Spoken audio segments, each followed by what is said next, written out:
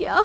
मुझे पहले ही शक था कि ऐसा काम तुम ही कर सकते हो। अपने छोटे भाई को पेड़ से धक्का देते हुए तुम्हें शर्म नहीं आई अर्जुन? बहन, मेरी बात सुनो। तुम चुप हो जाओ दीदी, ये सब कुछ तुम्हारे ही लाड प्यार का नतीजा है। देख लो, आज मेरा बेटा हाथ से ही निकल गया। क्या ये बनेगा एक अच्छा राजा और इस राज्य को संभालेगा? अब मैं यहाँ एक पल भी नहीं रुकूंगी। हाँ हाँ, जाइए जाइए। वैसे भी आपको बुलाया किसने था? वाह, इतने सारे रसीले आम। इन मीठे आमों की जगह इस पेड़ पर नहीं बल्कि मेरे पेट में है।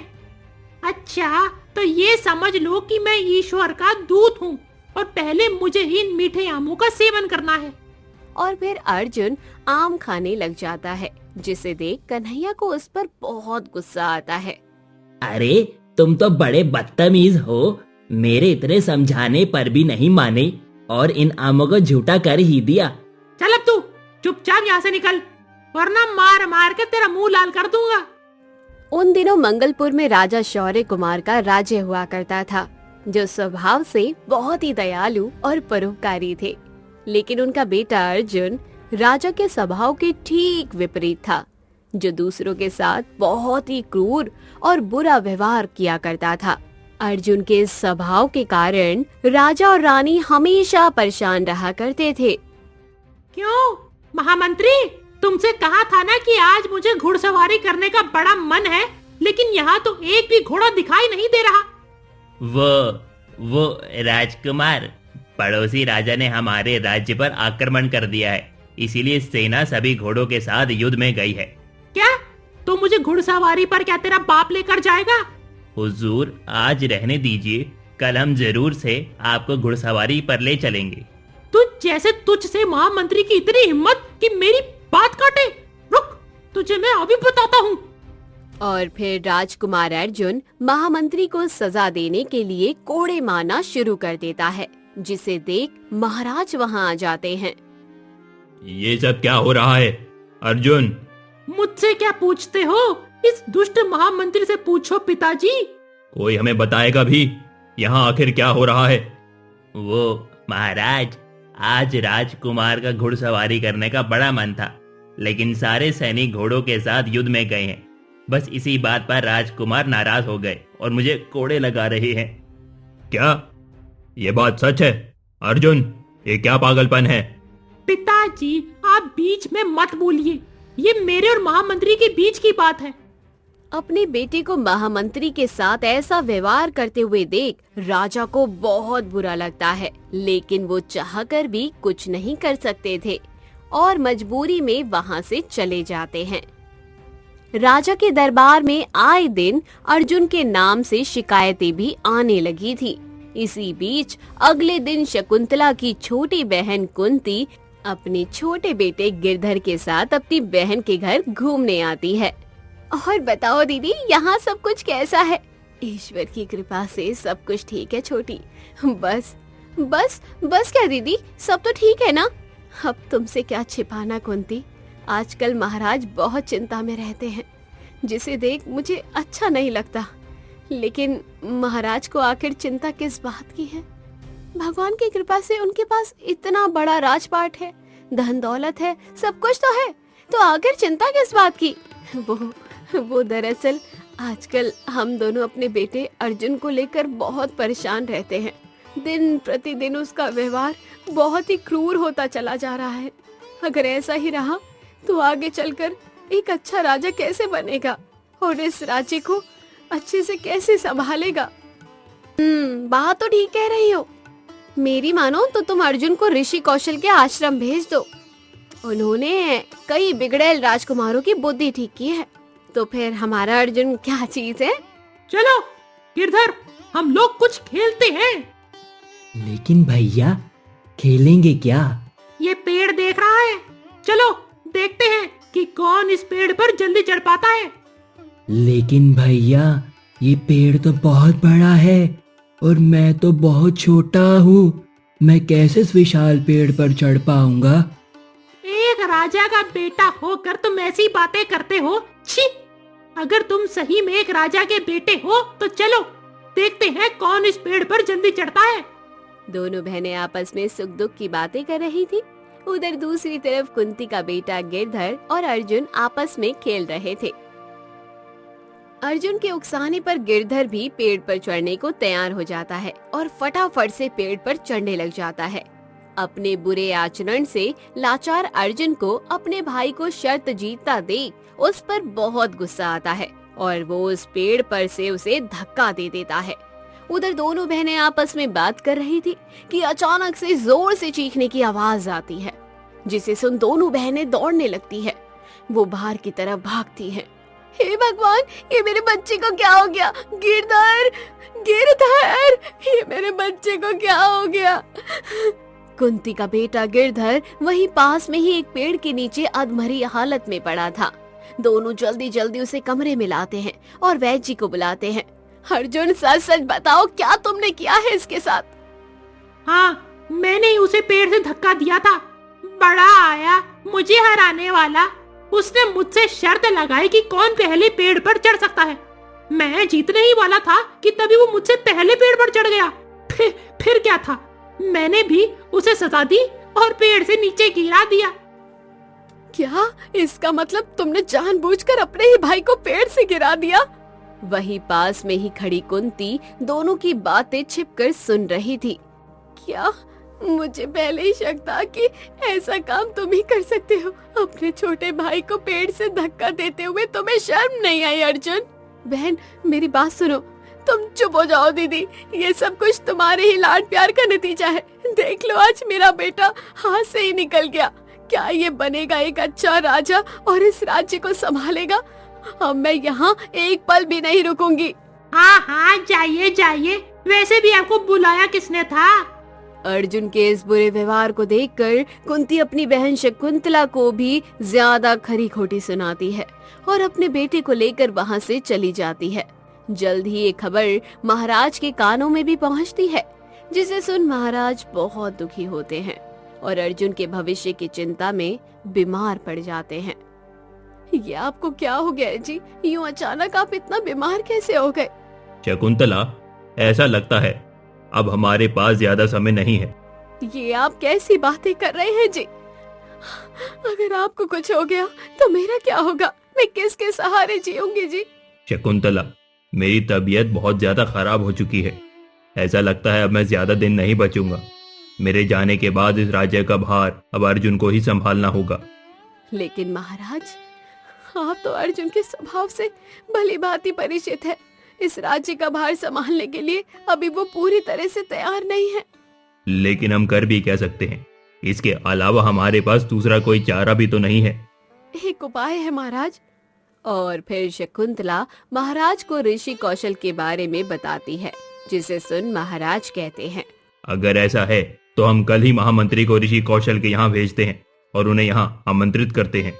अगले दिन महामंत्री ऋषि कौशल के आश्रम में जाते हैं और उन्हें महाराज का संदेश सुनाते हैं।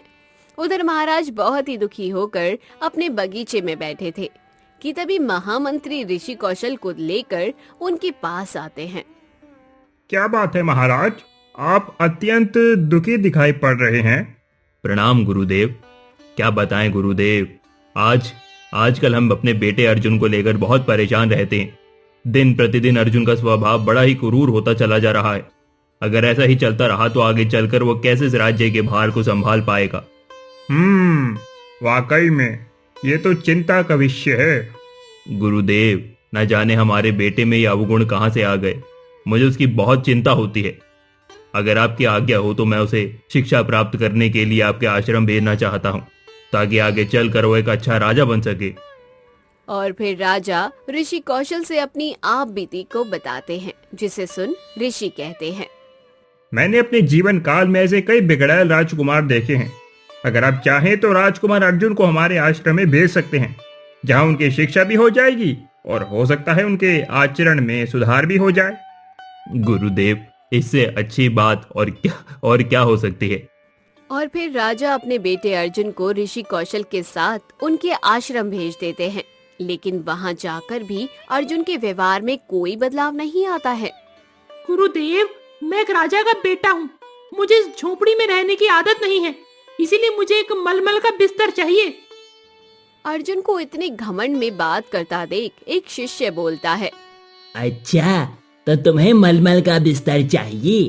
क्या तुम्हें इतना भी नहीं पता कि यहाँ हम शिक्षा प्राप्त करने आए हैं, ना कि सांसारिक सुख भोगने? ज्यादा बोलने की जरूरत नहीं है, समझे? अपने काम से काम रख। अर्जुन के कर्कश बोली के कारण आए दिन किसी न किसी के साथ उसके झगड़े होते ही रहते थे।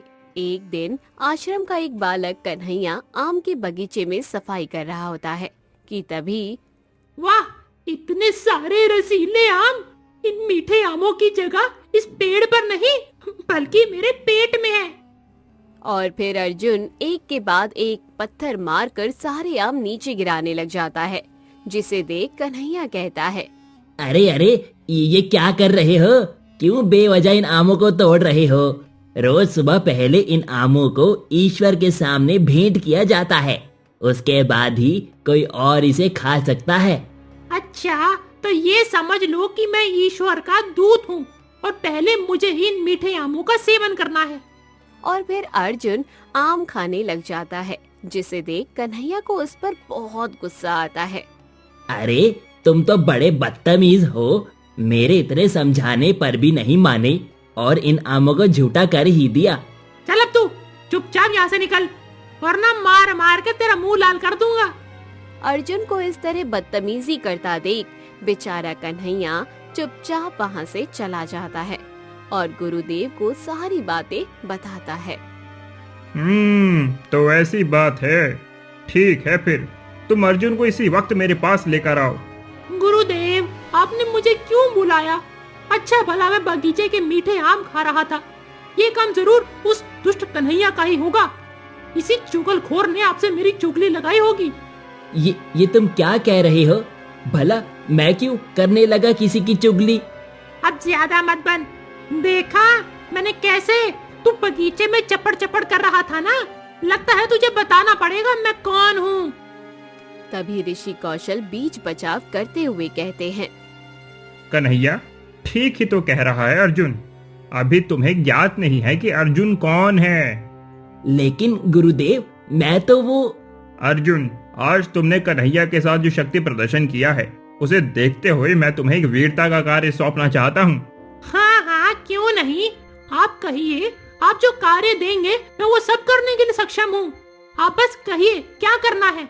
ज्यादा कुछ नहीं, बस अब रोज से सुबह उठकर पहले तुम ही बगीचे के आमों का सेवन करोगे और उसके बाद जो बच जाए उसे भगवान को भोग लगा देना और उसके बाद ही आश्रम के बाकी सदस्य इन फलों का सेवन करेंगे। ये सब सुनकर अर्जुन को बड़ा अच्छा लगता है और वो खुश होते हुए बोलता है। बस इतना छोटा सा काम, ये तो मैं चुटकियों में कर दूंगा। उसके बाद से हर सुबह अर्जुन पहले खुद ही पेट भरकर सारे आम खा लेता है और फिर जो बच जाते हैं उसे ईश्वर को भोग लगाता है और बाद में आश्रम में सभी को खाने को देता है। ये सिलसिला कुछ दिनों तक ऐसे ही चलता रहा, लेकिन एक दिन ये रोज रोज आम खाते खाते मैं तो तंग आ गया हूँ। अब और आम नहीं खाया जाता। ऐसा करता हूँ, आज पहले ईश्वर को ही भोग लगा देता हूँ, फिर आश्रम के लोगों को खिला दूंगा। फिर कहीं अगर मेरा मन हुआ तो 2-4 आम मैं भी खा लूंगा। और फिर अर्जुन ईश्वर को भोग लगाने के बाद सारे आम बाकी के सदस्यों में बांट देता है, जिसे देख कन्हैया कहता है। क्या बात है अर्जुन, आज सूरज पश्चिम से कैसे उग गया जो तुम सारे लोगों को पहले आमों का सेवन करा रहे हो?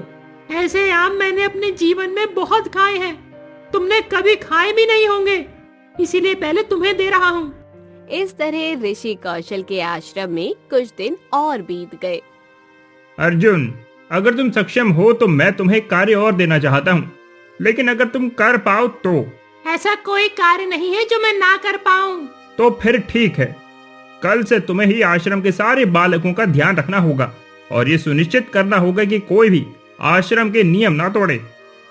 इस तरह गुरुजी ने अर्जुन को आश्रम की देखभाल के काम में लगा दिया। परिणाम स्वरूप कल तक नियमों को तोड़ने वाला ही अब दूसरे लोगों को नियमों का पालन कराना सिखाने लगा। और फिर एक दिन, गुरुदेव, हमारी गाय, वो हमारी गाय। क्या बात है राजू, तुम इतने परेशान क्यों हो?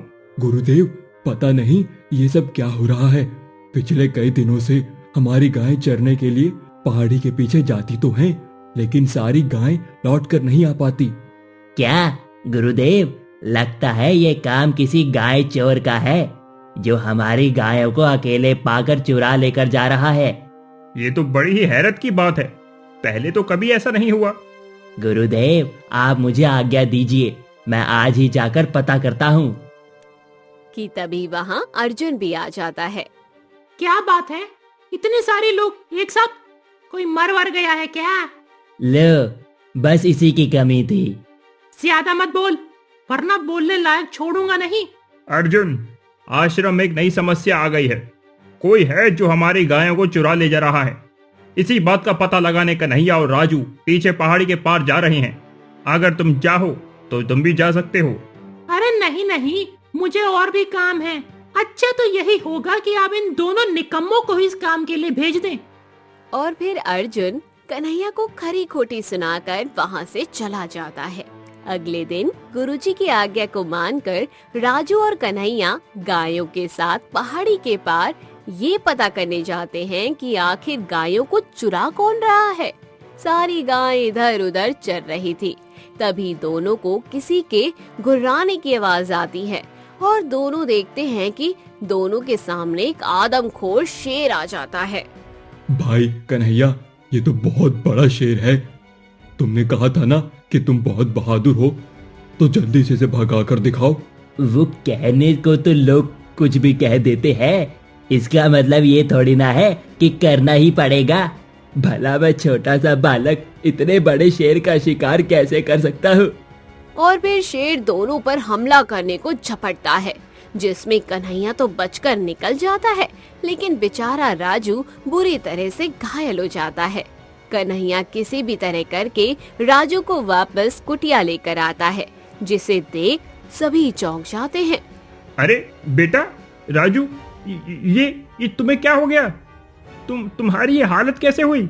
अरे इससे क्या पूछते हो? इस डरपोक कन्हैया से पूछो कि आखिर राजू की ये हालत कैसे हुई। यही गया था ना राजू के साथ पहाड़ी के उस पार चोर का पता लगाने। इसमें मेरा क्या कसूर? तुम्हारा काम तो बस दूसरों को नीचा दिखाना है। दोनों को आपस में लड़ता देख गुरुजी को गुस्सा आ जाता है ये समय आपस में लड़ने का नहीं है, बल्कि राजू को ठीक करने का है। और सभी मिलकर राजू को कुटिया में ले जाते हैं, जहां ऋषि कौशल राजू का उपचार करते हैं और कुछ ही दिनों के भीतर राजू ठीक हो जाता है और अपनी आप बीती सभी को बताता है। तो ये बात है। लगता है उस आदमखोर शेर को मारने के लिए हमें राजा सौर्य कुमार की मदद लेनी पड़ेगी। क्या गुरुदेव, इतनी छोटी सी बात के लिए आपको पिताजी के पास जाने की क्या आवश्यकता थी? ये काम तो मैं चुटकियों में कर सकता हूँ। अगर ऐसी बात है तो फिर ठीक है। कल सुबह तुम कन्हैया के साथ उस पहाड़ी के पार जाओगे और उस आदमखोर शेर को मार गिराओगे। ना बाबा ना, मैं नहीं जाऊंगा इस पागल अर्जुन के साथ। अरे साफ साफ कहो ना कि तुम्हें डर लग गया है, तभी तो तुम अपने दोस्त राजू को उस आदमखोर शेर से बचा ना पाए। देख अर्जुन, आखिरी बार समझा रहा हूँ, बार बार मुझे नीचा दिखाने की कोशिश ना कर, वरना वरना क्या? हाँ? दोनों को फिर से लड़ता देख ऋषि कौशल से कहते हैं। तुम सब अपनी अपनी बहादुरी कल सुबह उस शेर के सामने दिखाना। आखिर हमें भी तो पता चले कि असली शेर कौन है। ना, अब तो मैं बिल्कुल भी नहीं जा रहा। अभी इस शक्तिशाली कन्हैया को ही भेजो शेर को मारने। और फिर अर्जुन वहाँ से चला जाता है। अगले दिन कन्हैया अपने कुछ दोस्तों के साथ पहाड़ी के पार जाता है और वो शेर उस पर भी हमला करता है और वो भी घायल होकर वापस लौट आता है। इस चिंता में ऋषि कौशल कुटिया के बाहर एक पेड़ के नीचे बैठ जाते हैं कि तभी उनका एक शिष्य सूरज वहाँ आता है। क्या बात है गुरुदेव, आप बड़ी चिंता में बैठे हुए हैं? क्या बताऊं सूरज, एक के बाद सारे बालक उस आदमखोर शेर का शिकार होते चले जा रहे हैं। समझ नहीं आता क्या करूं। ये बात तो सही कही आपने। उस शेर से तो हमारे गायों के साथ ही साथ हमारे बालकों को भी खतरा है। लेकिन गुरुदेव, एक बात समझ नहीं आई। कौन सी बात? गुरुदेव, अर्जुन तो इस असंभव कार्य को कर नहीं सकता और ना ही करना चाहता है। तो फिर आप महाराज की मदद क्यों नहीं ले लेते? अगर महाराज चाहें तो एक पल में उस शेर को मार गिरा सकते हैं। तो फिर गुरुदेव इतना इंतजार किस बात का है? नहीं सूरज, ये कार्य केवल अर्जुन ही कर सकता है, लेकिन अभी स्वेच्छा से। उसके अलावा और कोई भी उस शेर को नहीं मार सकता। तभी तो एक एक करके सारे बालक घायल हो रहे हैं, लेकिन कोई भी उस शेर का शिकार नहीं कर पा रहा है। लेकिन ऐसा क्यों गुरुदेव? भला उस अर्जुन में ऐसी क्या खास बात है? इसके बाद ऋषि कौशल सूरज को समझाते हुए बोलते हैं। तुम चिंता ना करो सूरज, सही समय आने पर सब पता चल जाएगा। तभी ऋषि कौशल अर्जुन को वहाँ बुलाते हैं और कहते हैं, अर्जुन, जैसा कि तुम उस खतरनाक शेर का शिकार करना नहीं चाहते, इसीलिए मैं तुम्हें कोई दूसरा कार्य सौंप रहा हूँ। हाँ हाँ गुरुदेव, कहिए क्या करना है? तुम्हें उस आदमखोर शेर का शिकार बने सारे बालकों के इलाज में वैद्य जी की मदद करनी होगी, ताकि सारे बालक जल्दी ठीक हो जाएं। क्या? अच्छा ठीक है, फिर जैसा आप कहें। और फिर अर्जुन, कन्हैया और राजू समेत उन सभी बालकों के इलाज में वैद्य जी की मदद करने लग जाते हैं, जिन्हें उस शेर ने जख्मी किया था। लेकिन ज्यादा दिनों तक ऐसा चलता नहीं रहता और फिर एक दिन अर्जुन मन ही मन में सोचने लगता है, उस शेर ने तो आतंक मचा रखा है। एक और हमारी गायों को अपना शिकार बना रहा है और साथ ही साथ हमारे आश्रम के बालकों को भी जख्मी कर रहा है। लगता है इस शेर का इलाज मुझे ही करना होगा। वैसे भी ये शूरवीरता का काम एक राजा का बेटा ही तो कर सकता है, इसीलिए ये काम केवल मैं ही कर सकता हूँ। और फिर अगली सुबह अर्जुन बिना किसी को बताए कुछ गायों को साथ लेकर पहाड़ी के पार चराने के लिए निकल पड़ता है कि तभी शेर की नजर गायों पर पड़ती है। और जैसे ही वो शेर गायों पर हमला करता है कि तभी बस अब तेरा खेल खत्म। तूने बहुत सारे निर्दोष गायों और बच्चों को अपना शिकार बनाया है। अब तेरा उद्धार मेरे ही हाथों होगा।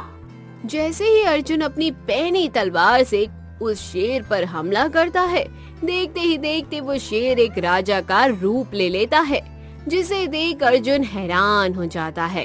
अरे ये क्या? तुम तो एक शेर थे ना, फिर ये राजा कैसे बन गए? इतने में ऋषि कौशल भी अपने शिष्य सूरज के साथ वहाँ आ जाते हैं, जिसे देख अर्जुन कहता है, गुरुदेव आपने देखा ना, इस शेर ने अपने आप को एक राजा का रूप ले लिया। तभी राजा अर्जुन को सारी बातें बताता है। अर्जुन, मैं भीष्मगढ़ का राजा महिसेन हूँ। मैं एक बहुत ही अहंकारी और बुरे आचरण वाला राजा था, जो कभी किसी की इज्जत नहीं किया करता था और सभी को हीन भावना से देखा करता था, सभी पर अत्याचार किया करता था। और फिर आगे की कहानी बताते हुए ऋषि कौशल कहते हैं, एक समय ऐसा था कि महिसेन का अत्याचार इतना ज्यादा बढ़ चुका था कि हम ऋषि मुनि इनसे त्रस्त हो चुके थे। और फिर मेरे अत्याचारों से तंग आकर ऋषि कौशल ने मुझे श्राप दिया कि मैं एक आदमखोर शेर बन जाऊं और जीवन भर जंगलों में भटकता रहूं। लेकिन एक बात समझ नहीं आई कि तुम्हें इतने सारे लोगों ने मारने की कोशिश की, फिर भी तुम्हें कुछ हुआ क्यों नहीं? वो इसीलिए क्योंकि मुझ पर ऋषि कौशल का श्राप था।